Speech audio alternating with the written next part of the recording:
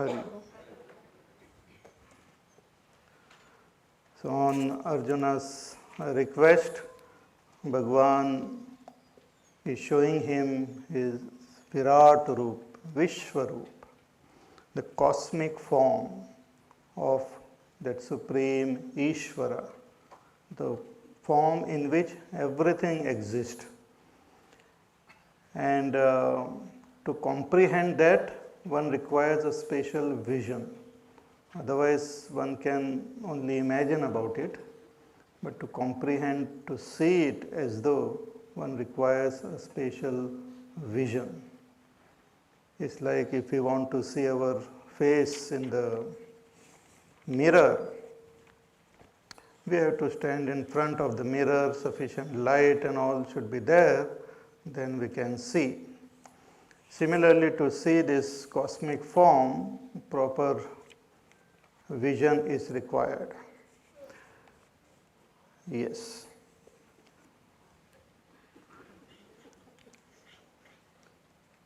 As an individual, as a little being, we don't have that vision to comprehend the totality. And that is the very way we are functioning. That is the very way we are, this body and all is made. It's like a wave cannot comprehend the vastness of the ocean. The wave can at the most be able to see other waves, and only the few waves which are around. But the vastness of the ocean cannot be comprehended by the wave. Only the ocean will know what it means to be an ocean. But the ocean can give a special vision to a wave. So that is what has happened here. Ishvara himself is in the form of Krishna, and he has given a special vision to Arjuna to see his cosmic form. So in the beginning, Arjuna saw so many devatas and the siddhas and rishis. He saw the shining light, Bhagwan's brilliant form. Then he started seeing all the Kauravas dying and going into Bhagwan's mouth, and he is chewing them and enjoying. And Arjuna started becoming more and more scared. And finally, he told Bhagwan that I am getting scared, and please tell me who you are. And Bhagwan said that I am Kalaha. I have taken this form of a Kala to destroy this entire world. All these Rakshasas and all these negative people, I will destroy all them. Kalosmi, I am Kalaha. And I have already killed them. Though we experience the present, then we experience the future, but the future has already happened. As far as Bhagwan is concerned, the future has already happened. Now it is just the thing is going on. It's like the play is already written. Then it is presented in front of the audience, but it's already written and the conclusion is already given. Similarly, Bhagwan says, I have already finished the war and everyone is destroyed. So you just become a nimitta matram bhavasavya.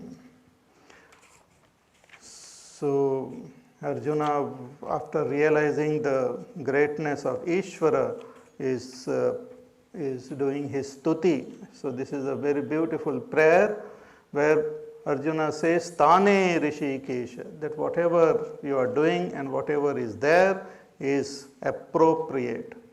That the whole world is praising you and worshipping you, that is appropriate. And the Rakshasas are getting frightened and running in all directions, that is also proper. And all the siddhas are doing namaskar to you, that is also proper.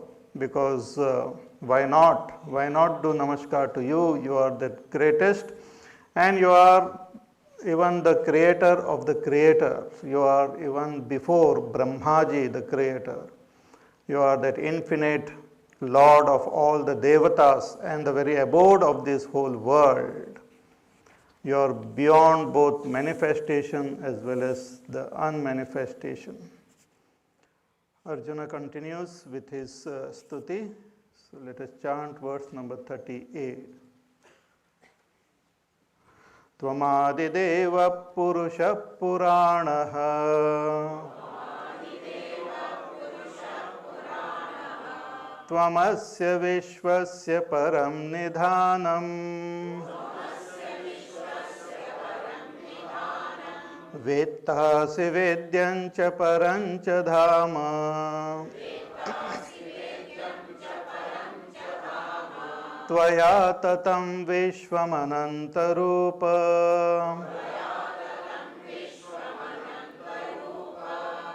Tvam adidevaha. You are the first God. First God means you were there before the creation, and from you only this creation has come, and from you only all the little devatas have also come.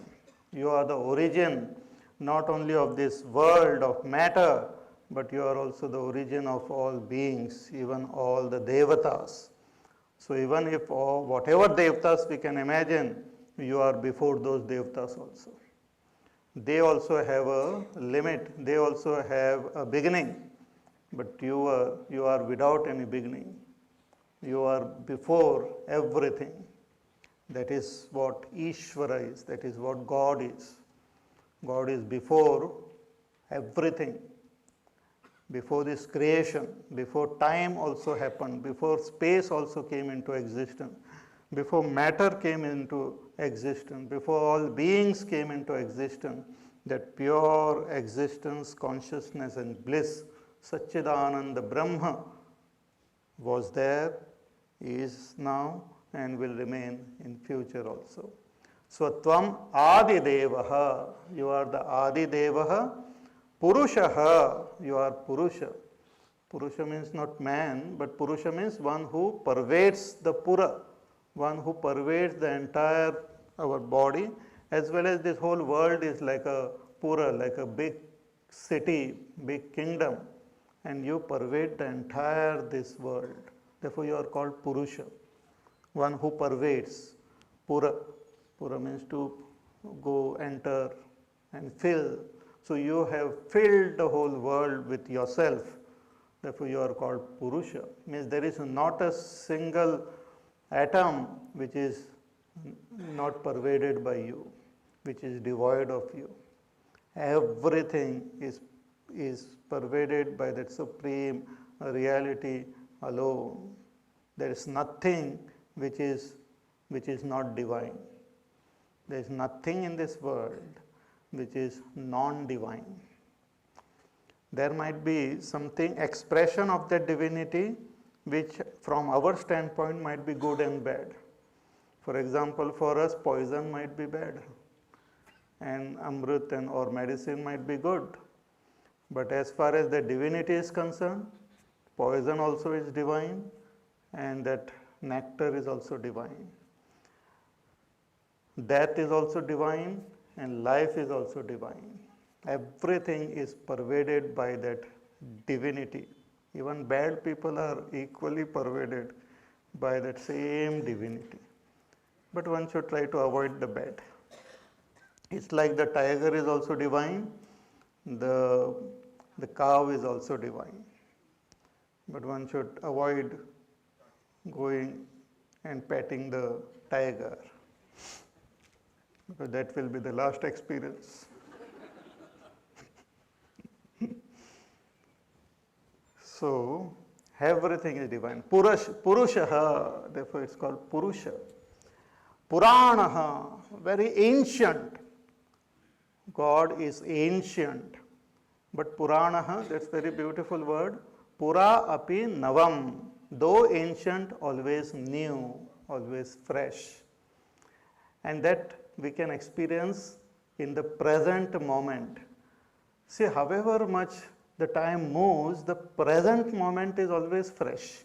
There is something special about the present moment, because the presence of that Supreme is there, which can be experienced in the present moment.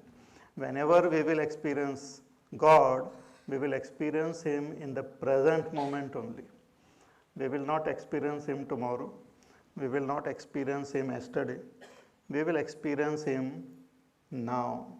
Whenever our experience of the divinity will be there, it will be in that now, in the present moment. It's always, though very ancient with respect to this world, with respect to all the beings, one says he is very, very ancient. He was before everyone, but at the same time, always new, always present. So, pura api navam, puranaha, chirantanaha, tvamasya vishwasya param nidhanam, and you are the supreme abode of this whole world. The whole world exists in you. Everything exists in you. The whole world is, science is trying to find out whether there is some object outside in which the whole world exists. But the world of matter exists in something subtler than matter. It exists not only in the world which we experience in our mind, but that mind itself exists in that pure consciousness. See, you cannot experience anything without the mind. You can try it. Don't try. Without the mind, we can't experience anything. Whatever we are experiencing this world through the senses, behind the senses there is a mind. So whatever experience we have, it is translated by the mind. It is the experience of the mind. It's just a different modification of the mind. But where does this mind exist? This mind exists in consciousness. And where does this consciousness exist? It exists in itself.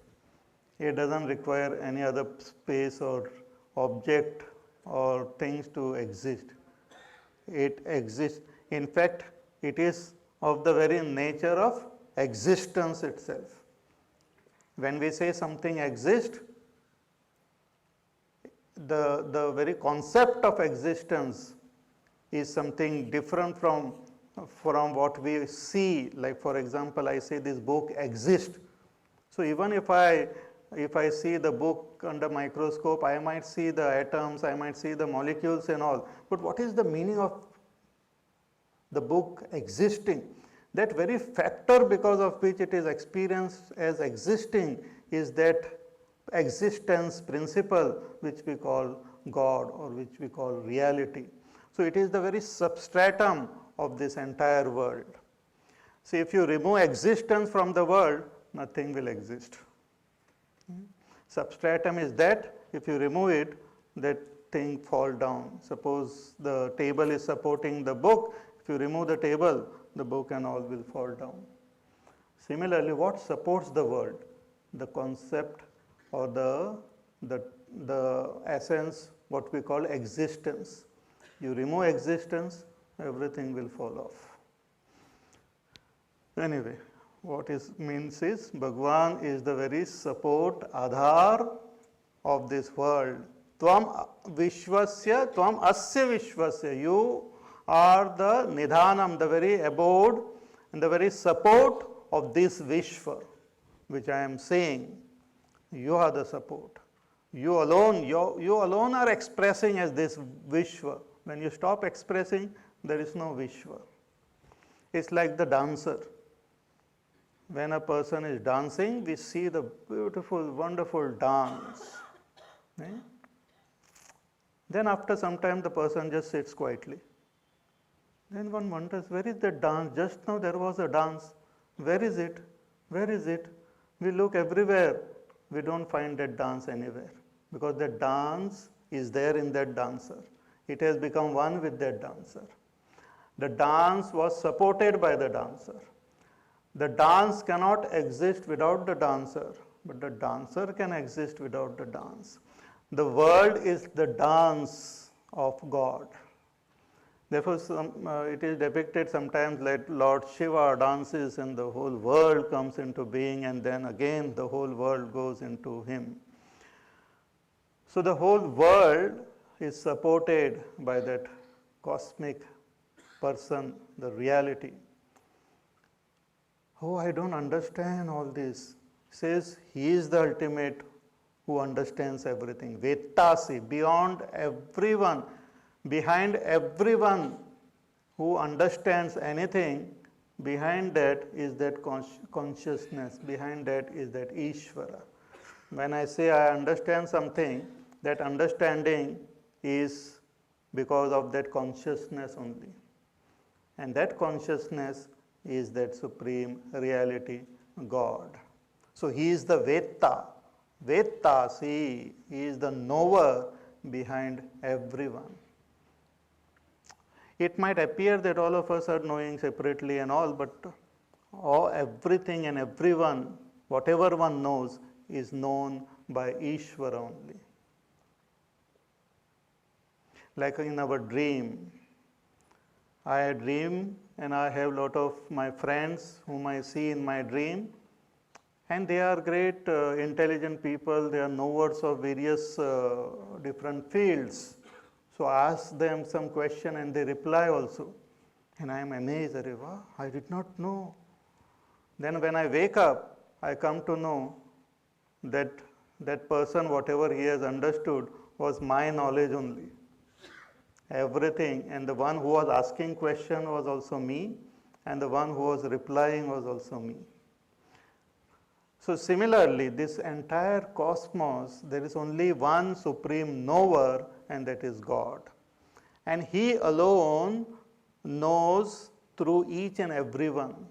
So he is at the same time an individual knower as well as the cosmic knower. He knows, for example, the wave. He knows the whole ocean not only as waves, individual waves, but also as ocean. So God is the knower of everything in general, and he is also a knower in particular. God knows not only what an ant is thinking and doing, but he also knows the totality in which there are millions of ants and millions of other beings also existing at the same time. So Vettasi is a cosmic knower. He knows not only as a point, but as the totality also. Not only from an individual standpoint, but from the totality standpoint. So Vettasi, you are Vetta, and Vedyam, and whatever is known, that also is yourself. Whatever is known is also not different from God. So knower is also God, and what is known is also God. Whatever is known is also expression of God alone. God cannot know non-God. There is nothing which is different from God which God can know. So whatever is known is also divine, and the one who knows is also that supreme divinity only. When we give up our individuality, we identify with that totality. Individuality and totality we cannot remain as an individual and understand that totality. We have to drop our individuality. Then we will be able to understand or identify with that totality. When I give up my that ego, my limited concept of myself, I come to recognize that divinity who is complete, who is full, who is total. So Vettasi, you are the knower, and Vedyam, you are that which is known. Cha Param Cha Dhama, also you are that Param Dham, the supreme abode, the supreme goal of all beings, the supreme abode and supreme goal of all beings. Param Cha Dhama, Ultimately, one has to merge into you. Our ultimate destination is God. Whether we are accepting or not, whether we think we are religious or not, whether we think we are spiritual or not, it doesn't matter what we think. All